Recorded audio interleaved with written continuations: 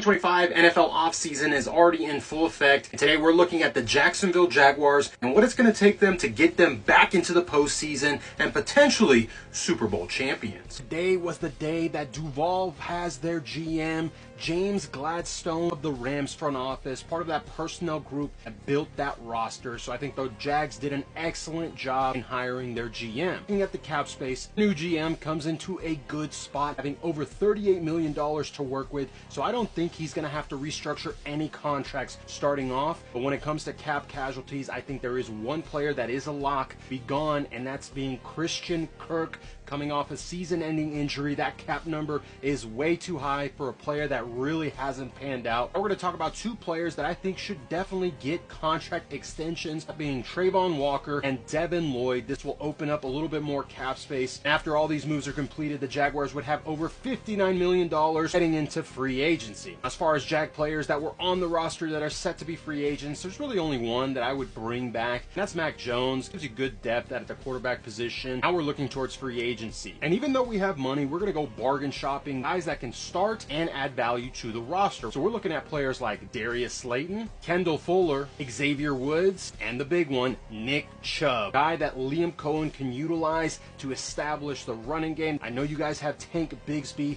but he does not compare to what Nick Chubb can bring you. Now on to the draft. And the Jaguars have 4 picks in the first 3 rounds. With their first pick, it's likely that he is there getting defensive tackle Mason Graham. Graham is a day 1 starter, a 3 technique that can immediately improve the defensive tackle position. In the second round, getting a safety, a ball hawk type player that will elevate the secondary, that being Notre Dame's Xavier Watts. Has great instincts, can create turnovers. And in the third round, we're looking to improve the trenches, starting off with offensive tackle Jonah Savine out of Arizona. Personally, I think he should move into guard, that right guard position that will become vacant this free agency. I think it can start off right away. And also in the third round, getting someone like Tate Radledge out of Georgia, listed as a guard. You can move him to center, and you have 2 young pieces that I think would automatically elevate that offensive line. With these moves, this would be a perfect offseason for the Jaguars and potentially could catapult them to Super Bowl champions.